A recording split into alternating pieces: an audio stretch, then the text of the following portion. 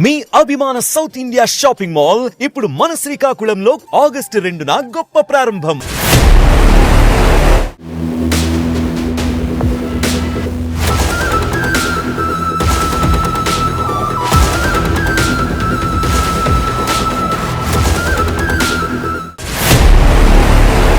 అటు కర్ణాటక రాష్ట్రంతో పాటుగా యావత్ దేశంలో కూడా ప్రకంపనలు సృష్టిస్తున్నటువంటి ఇష్యూ ధర్మస్థల.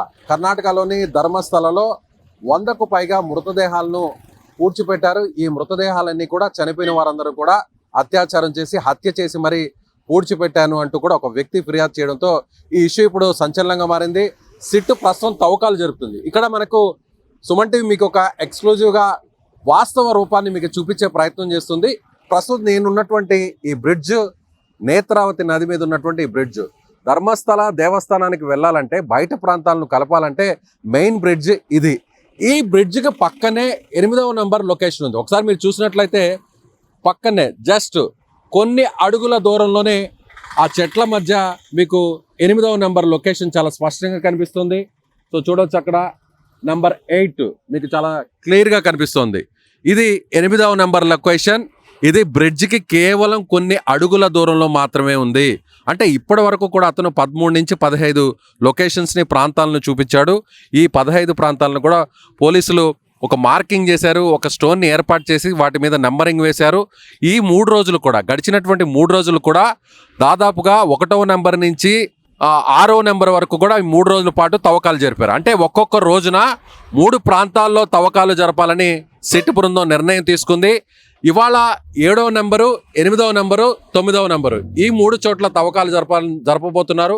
ప్రస్తుతానికైతే మాత్రం 7వ నెంబరు అదేవిధంగా 6వ నెంబరు నిన్న జరిపినటువంటి తవ్వకాల్లో 6వ నెంబర్లో కొన్ని మృతదేహాలకు సంబంధించినటువంటి అస్థిపంజరాలు లభ్యం కావడంతో ఇప్పుడు నేరుగా ఈ ప్రాంతం నుంచి అంటే ఈ దట్టమైనటువంటి అటవీ ప్రాంతం నుంచి ఎస్కవేటర్ని లోపలికి తీసుకువెళ్లారు. మనం విజువల్స్లో కూడా చూసాము ఇప్పుడు. సో నేరుగా లోపలికి వెళ్ళిన తర్వాత మరింత లోతుగా కూడా తవ్వేటువంటి అవకాశం ఉంది. అంటే నిన్న జరిపినటువంటి తవ్వకాల్లో 2 మృతదేహాలకు సంబంధించినటువంటి అస్థిపంజరాలు లభ్యమయ్యాయి. ఈ 2 కూడా మహిళలకు సంబంధించినటువంటి అస్థిపంజరాలుగా ప్రాథమికంగా ఒక అంచనాకు వస్తున్నారు. అయితే పూర్తి స్థాయిలో సమగ్రమైనటువంటి సమాచారం రావాలంటే ఖచ్చితంగా ఫోరెన్సిక్ డిపార్ట్మెంట్ చేసేటువంటి ఏదైతే టెస్టుల తర్వాత పూర్తిగా దానికి సంబంధించినటువంటి ఏజ్ కూడా ఒక క్లారిటీ వచ్చే అవకాశం ఉంది. అలాగే ఎలాగ చనిపోయారు అనేది కూడా ఒక క్లారిటీ వచ్చేటువంటి అవకాశం ఉంది. ఇప్పుడు నిన్న 6వ నెంబర్ ప్రాంతంలో జరిపినటువంటి తవ్వకాల్లో కొన్ని మృతదేహాలకు సంబంధించిన ఆనవాళ్ళు గుర్తించడంతో మరింత లోతుగా తవ్వేటువంటి అవకాశం ఉంది.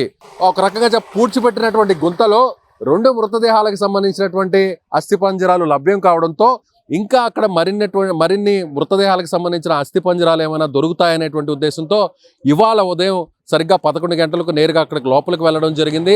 నిన్న పలుగు పారలతో తవ్వినటువంటి అంటే మెన్ ద్వారా అక్కడ తవ్వకాలు జరిపినటువంటి సిట్ ఇవాళ ఎస్కవేటర్ ద్వారా మినీ జేసీబీ ద్వారా అక్కడ తవ్వకాలు జరపబోతుంది.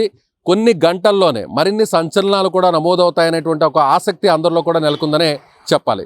సో చూద్దాం ఇవాళ ఎలాంటి ఇన్ఫర్మేషన్ రాబోతుంది, తవ్వకాల్లో ఏ విధమైనటువంటి అప్డేట్ రాబోతుంది, ముఖ్యంగా మరిన్ని ఎక్కువ మందికి సంబంధించినటువంటి మృతదేహాల అస్థిపంజరాలు రాబోతున్నాయా, వాటికి సంబంధించినటువంటి ఆనవాళ్ళు గుర్తించబోతున్నారా అనేది కూడా అందరిలో కూడా ఒక ఉద్విగ్న వాతావరణం అయితే నెలకొంది. టెన్షన్ వాతావరణం అయితే ఇక్కడ ఉందనే చెప్పాలి. ఇక్కడ ఒకవైపు చూసినట్లయితే మొత్తం స్థానికులు, మీడియా అంటే కర్ణాటక సంబంధించినటువంటి మీడియా ప్రతినిధులు, కెమెరామెన్స్ అందరూ కూడా ఇక్కడ రావడం జరిగింది.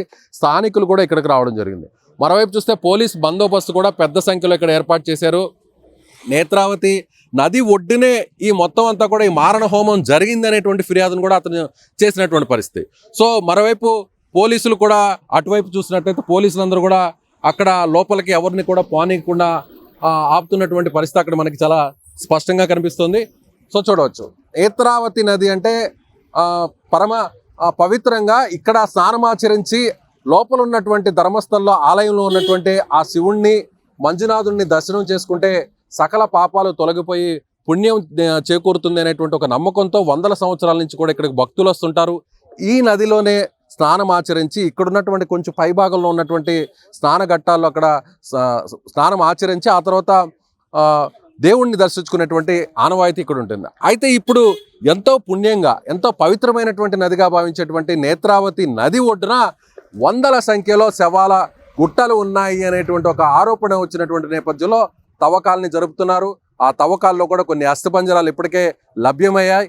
రాబోయేటువంటి రోజుల్లో ఇంకేం జరగబోతుంది అనేటువంటి ఒక టెన్షన్ వాతావరణం అందరిలో కూడా ఉందనే చెప్పాలి. సో సుమన్ టీవీ హైదరాబాద్ నుంచి ప్రత్యేకంగా ఇక్కడికి టీం రావడం జరిగింది. అదేవిధంగా ఇక్కడ ఉన్నటువంటి ప్రతి అప్డేట్ కూడా మీకు అందించేటువంటి ప్రయత్నం సుమన్ టీవీ చేస్తుంది. Cameraman Lakshman and team member బాలాజీతో కలిసి విజయ్, సుమన్ టీవీ ధర్మస్థలం నుంచి.